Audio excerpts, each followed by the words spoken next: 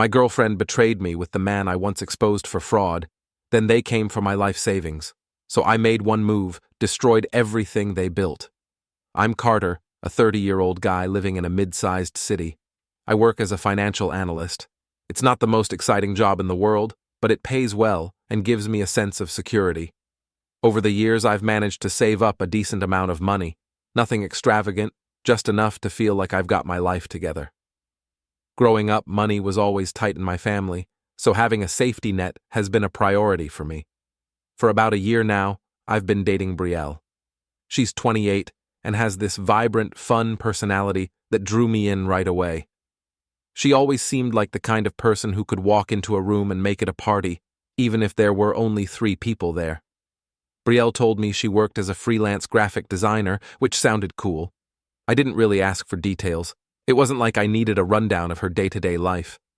Things were great at first. We had fun together, and she seemed genuinely supportive of my work and goals. She wasn't materialistic or flashy, at least not on the surface. She didn't demand fancy gifts or expect over-the-top dates. It felt like we were on the same page, or at least close enough that it didn't matter. Then, a couple of months ago, things started to feel different. It was a random Tuesday morning, and I was in the kitchen making coffee like usual. Brielle walked in, leaned against the counter, and casually brought up my savings. "You know, your savings could really help us both level up," she said. I chuckled, thinking she was joking. I didn't know why she was suddenly thinking about my savings, but when I looked at her, she wasn't laughing. Her face was serious, like she had just suggested the most reasonable idea in the world. "I'm serious, Carter. If we're really committed, why not combine our finances?" I didn't know what to say. I just stood there for a second, staring at her. We weren't living together, we weren't engaged, and marriage hadn't even come up. Combined finances? It felt so sudden. So I asked, "What do you mean by that?" Brielle shrugged like it was no big deal. "I just think if we're serious about building a future together, pooling our resources makes sense. We could do so much more together than apart." I told her I wasn't comfortable with that idea. I tried to explain that my savings were something I'd worked hard for, and I wasn't ready to merge them with someone else's, especially when we weren't even living together. Her reaction caught me off guard. She rolled her eyes and said, "Wow, you really don't trust me. Do I have to be your wife for you to trust me?" It wasn't like I'd accused her of anything. I just didn't think it was the right time to have that kind of conversation. I didn't yell or get defensive. I just calmly explained that I wasn't there yet. But she seemed annoyed, like I had insulted her. "Carter, I'm not asking to drain your account," she said, crossing her arms. "I just think it's weird that you're so protective of it. If we're building a future, what's the point of keeping things separate?" I didn't want to argue, so I just said, "I hear you, but I'm not comfortable with it right now." She sighed and walked out of the kitchen, muttering something under her breath that I couldn't quite catch. That conversation stuck with me. It wasn't like I thought she was after my money or anything. I mean, I didn't want to think that. But something about the way she brought it up, like it was just assumed we'd pool our finances, didn't sit right with me. Later that day, I tried to brush it off. Maybe I'd overreacted.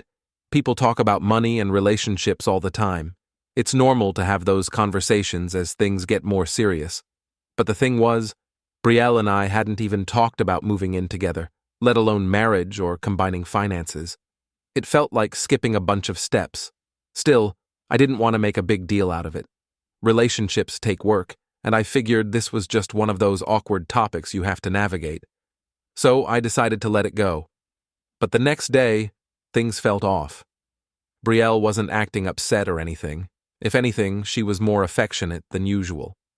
She made breakfast, something she didn't normally do, and was all smiles. I chalked it up to her trying to smooth things over after our talk in the kitchen, but then she said, "I was thinking about what we talked about yesterday, and I really think you should reconsider. It's not like I'm asking for everything." I sighed and put my fork down. "Brielle, it's not about you asking for everything. It's just I'm not ready to make that kind of change." But tying finances together felt like a completely different level of commitment, one we hadn't even talked about. "It's not about that," I said carefully.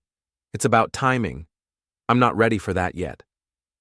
Brielle didn't say anything for a moment. Then she nodded, grabbed her plate, and walked into the living room without another word. For the next few weeks, things between Brielle and me started to shift in ways I couldn't quite put my finger on. It wasn't outright fights or cold shoulders, but little moments that felt off. She kept bringing up my savings, but it wasn't like she sat me down for another serious talk. Instead, she dropped comments here and there, always in this casual tone, like she was testing the waters. One evening, we were scrolling through Netflix, trying to pick a movie. Brielle saw a travel documentary and said, "Wouldn't it be amazing to just take a month off and explore Europe? Like stay in boutique hotels, eat at Michelin-starred places, the works?" I laughed and said, "Yeah, sounds great, but my savings aren't for spontaneous luxury trips." She tilted her head at me. "But that's what savings are for, isn't it? To enjoy life? What's the point of saving all that money if you're just going to sit on it?" I shrugged. "It's for the future, big stuff like buying a house or dealing with emergencies." She sighed dramatically and leaned back on the couch. "I just think it's sad to hoard money instead of making memories. You only live once, Carter." I let it slide, but it stuck with me. It wasn't like I never spent money. I paid for plenty of our dates, bought her thoughtful gifts, and treated us to weekend getaways. It just felt like no matter what I did, it wasn't enough to convince her I wasn't some miser. Then came the dinner with friends. It was supposed to be a fun night, good food, a few laughs, and a chance to unwind. At first, everything was fine. We were joking around about silly stuff, but out of nowhere, Brielle turned the conversation toward finances. "You know, Carter guards his money like a dragon with its hoard," she said with a grin, looking around the table for laughs. Everyone chuckled and someone said, "Hey, that's not a bad thing. At least he's responsible." I forced a laugh, but I could feel my face heating up. I didn't want to make a scene, so I let it go in the moment, but I felt like she had just put me on display. Talking about my savings like that, especially in front of people who didn't know the full story, felt invasive. After dinner, on the drive home, I brought it up. "Hey, I didn't like you making a joke about my savings like that. It's personal, and I don't think it's something to talk about in front of others." Brielle didn't even hesitate. "Oh, come on, Carter. It was just a joke. You're so sensitive about this stuff. Maybe if you loosened up a little, you wouldn't feel so defensive." That stung. I locked eyes with her. "Sensitive? Let me make something clear, Brielle. Being careful with what I've earned isn't being sensitive. It's called being smart. If you think mocking me in front of my friends is some kind of joke, then maybe you're the one who needs to reevaluate what respect looks like." She froze for a moment, clearly caught off guard by my tone. She didn't have anything to say, and we both stayed silent all the way back home.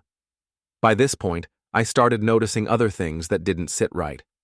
Brielle was on her phone constantly, which wasn't unusual, but what caught my attention was how she acted when I was nearby. If I walked into the room while she was texting, she'd quickly lock her screen or flip the phone over. I thought she was feeling down after our last conversation. One night, I casually asked, "Who are you always texting?" She glanced up. "Just friends. You know how group chats are, constant updates about nothing." I nodded, pretending to buy it, but it didn't feel like the whole truth. There were also her work calls. Brielle had always said she was a freelance graphic designer, but I never saw her actually working. No sketches, no drafts, no client meetings over Zoom. She'd just tell me she had a call, grab her headphones, and step outside. When she came back, she'd act like nothing had happened. I tried to give her the benefit of the doubt, but as the days went on, the strange behavior piled up. One evening, we were supposed to have dinner together, but Brielle texted me last minute saying she had a big client meeting and couldn't make it. I told her no problem and decided to pick up takeout instead of cooking. As I was driving home, I passed a small cafe near our place and happened to glance inside. There she was, sitting at a table with some guy I didn't recognize. They were leaning in close, talking like they were deep in conversation. It wasn't like they were holding hands or anything, but the sight of them together felt weird. I parked the car and sat there for a minute, trying to figure out what to do. Should I go in and say hi? Should I ask her about it later? I didn't want to jump to conclusions, so I drove home and waited for her to get back.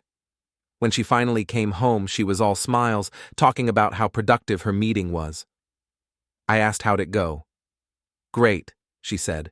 The client loved my ideas. I think they're going to sign a long-term contract. Who was the client? Oh, just someone I've been working with for a while. Nothing exciting, she said, brushing it off. I didn't push, but I couldn't shake the image of her sitting with that guy at the cafe. Who was he? Why hadn't she mentioned him? A few days later, I decided to casually bring it up. We were watching TV, and during a commercial break, I said, "Hey, I saw you at that cafe the other night. Who were you meeting with?" Her expression didn't change, but there was the tiniest pause before she said, "Oh, that was a coworker. Sometimes it's just easier to meet in person than do everything online." It sounded reasonable enough, but something about the way she said it felt rehearsed, like she'd been waiting for me to ask. I let it go, but the pieces weren't adding up, and I was starting to wonder if I'd missed something big. I tried to focus on work and let the weird feelings slide, but then something happened that I couldn't ignore. A random email landed in my inbox. It was late on a Tuesday, and I was going through my work emails when I noticed one that stood out. The subject line read, "Follow up on overdue account." At first I thought it was spam, but as I skimmed the message I realized it was addressed to Brielle. It mentioned an overdue balance from a project she was supposedly involved in, and the sender seemed to think I was her. Confused, I read it again. The email didn't come from a big-name company, just some generic-sounding business. Still, it raised a question. Why would someone send me an email meant for Brielle? More importantly, why was there an overdue account tied to her name? She'd always said her freelance work was stable, and she never talked about struggling with payments. I debated whether to bring it up with her, but something told me to dig a little before saying anything. So I replied to the email, pretending to be her. I wrote, "Hi, could you provide more details about the account and the balance? Thanks." Within an hour, I got a response. The sender attached an invoice listing the balance, and included a note about how they'd been trying to reach Brielle for weeks. At the bottom of the invoice, I saw a contact name, Jake Matthews. The name unlocked a core memory I hadn't revisited in years, one that came rushing back with all the bitterness and tension I'd felt at the time. Jake wasn't just a former colleague. He was the embodiment of one of the ugliest chapters in my career. Years ago, Jake worked at my company, and I'd uncovered that he'd been falsifying expense reports, stealing thousands over several months. At first, it didn't seem possible.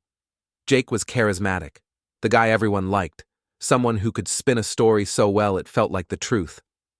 But the numbers didn't lie.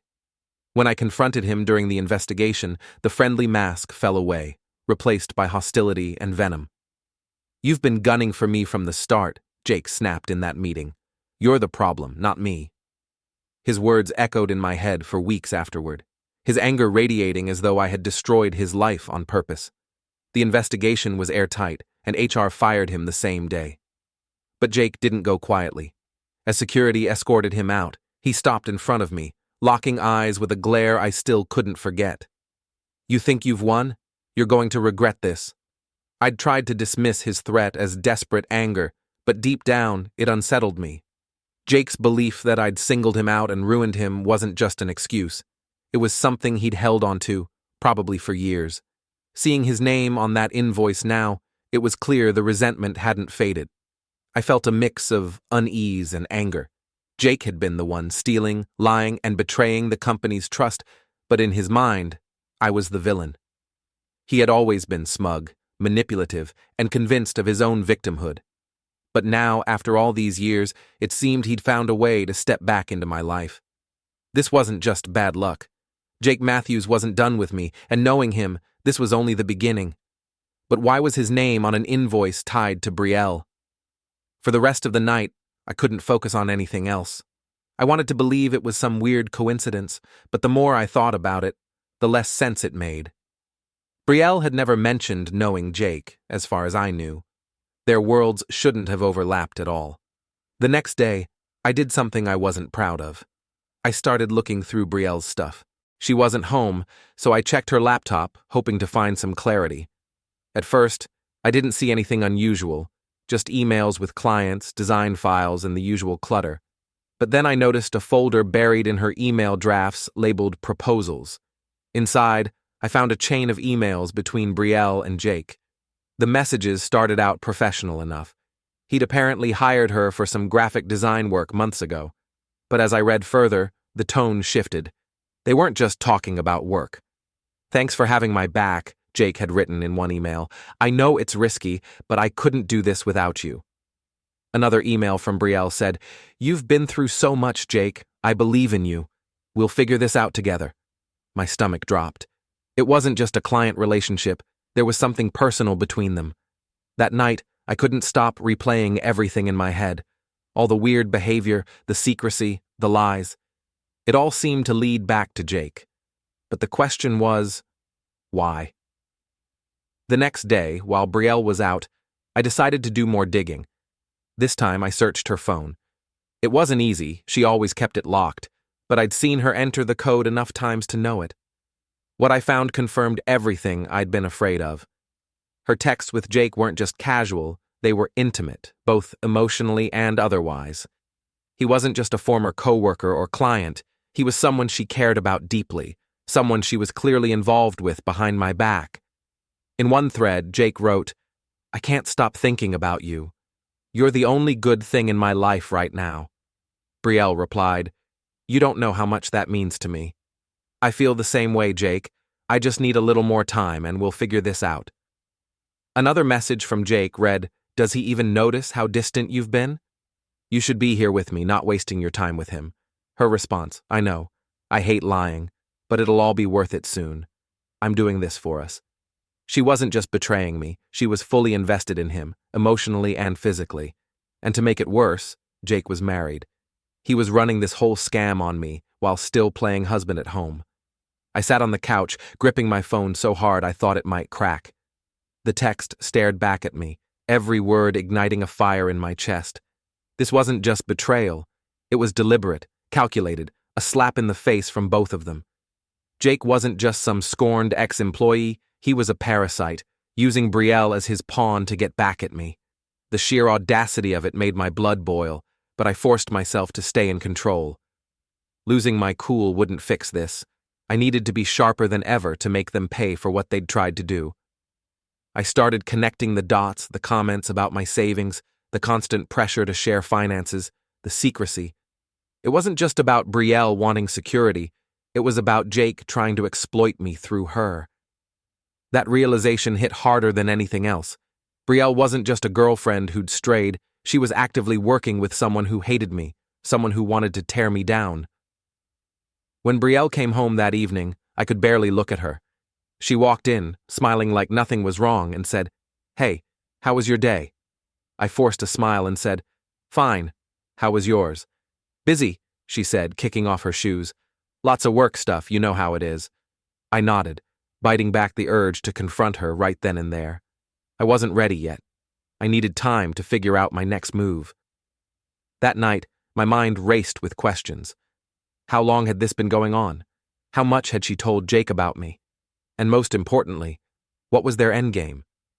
But I knew one thing for sure, I couldn't let this slide. The next morning, I had a plan. I wasn't going to let them play me any longer. It was time to take control of the situation and find out exactly how deep this betrayal went. I woke up early, still running through the texts and emails I'd uncovered.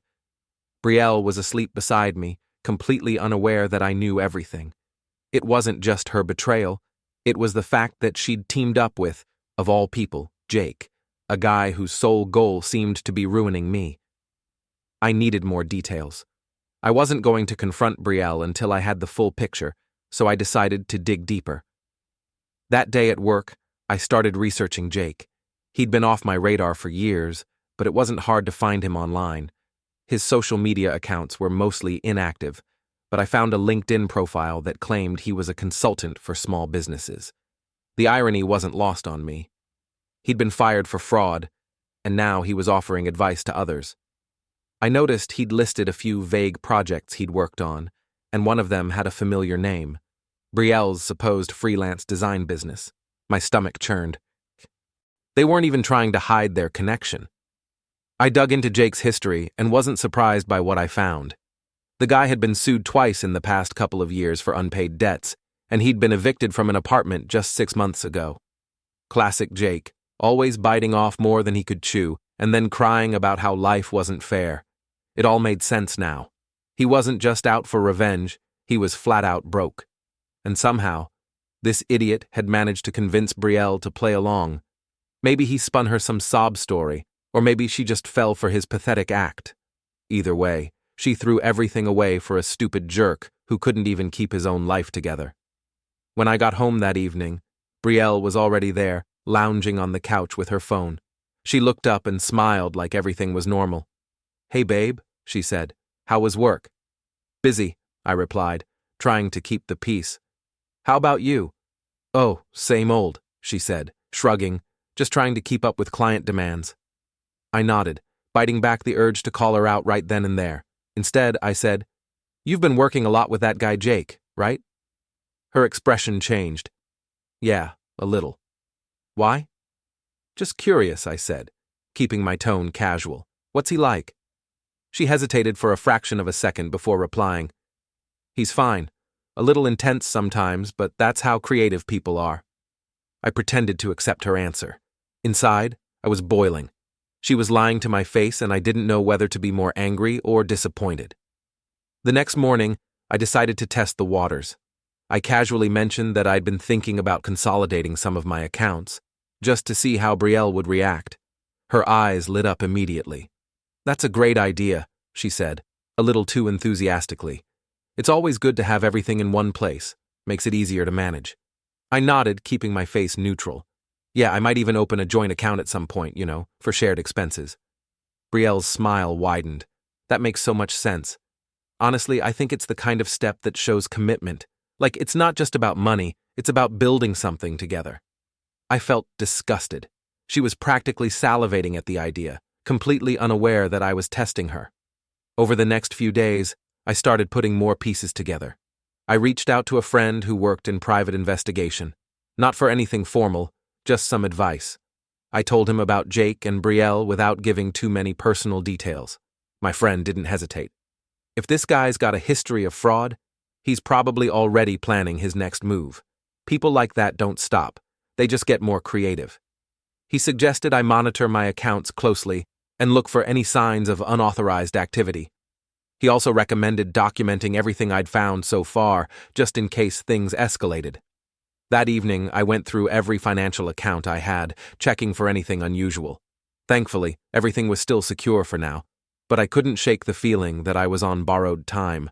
I also started keeping a record of everything Brielle did that seemed suspicious. Every time she left the house without explanation. Every time she locked her phone when I walked into the room. It all went into a notebook. I knew I couldn't keep this up forever. Eventually, I'd have to confront her, but I wanted to be prepared. I wasn't just dealing with Brielle, I was dealing with Jake, and I had no idea what he was capable of. So, a few nights later, I had my moment. Brielle came home from one of her work meetings, smiling as she put her bag down.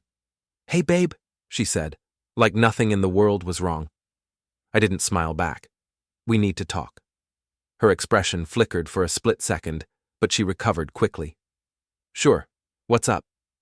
I motioned toward the table where I'd laid out all the evidence. Printed texts, emails, and the transaction history from her secret account.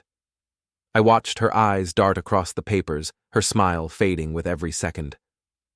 "What is this?" she asked, confusion and defensiveness in her voice. "You tell me," I said, keeping my tone steady. "Because from where I'm sitting it looks like you've been lying to me. And not just lying, working with someone who has it out for me." Her face went pale. "Carter, I didn't let her finish. Don't even try to deny it. I know about Jake. I know about the payments, the texts, the emails. I know everything." She looked genuinely panicked. "It's not what you think," she stammered. "I can explain." "Then start explaining," I said, folding my arms. She sat down, her hands shaking. "Jake reached out to me a few months ago. He said you ruined his life, got him fired, blacklisted. He was desperate, Carter. He needed help." I leaned forward. "So, you decided to help him scam me? That's why you were asking for my savings? You thought that was the solution?" "No," she said quickly. "It wasn't like that. At first, he just wanted advice, someone to talk to. But then, I don't know, it got complicated. He convinced me you were this heartless guy who didn't care about anyone but yourself. He said he needed to get back on his feet, and you believed him? I cut in. You believed a guy who committed fraud over me? The person you were supposed to care about? Tears welled up in her eyes. I didn't mean for it to go this far. I didn't think he'd actually what? I snapped. Use you to manipulate me? Because that's exactly what happened. And you let it happen. The conversation spiraled from there. Brielle kept trying to defend herself, saying she'd been manipulated and didn't realize how deep it would go. But the more she talked, the clearer it became that she wasn't as innocent as she wanted me to believe. She knew what Jake was doing, and she went along with it anyway. At one point, she tried to flip the script. You've been so closed off, Carter. You never trusted me enough to share anything about your life. Maybe if you'd been more open, I wouldn't have felt the need to help him. I couldn't believe what I was hearing. I leaned back in my chair, crossed my arms, and smirked. So let me get this straight.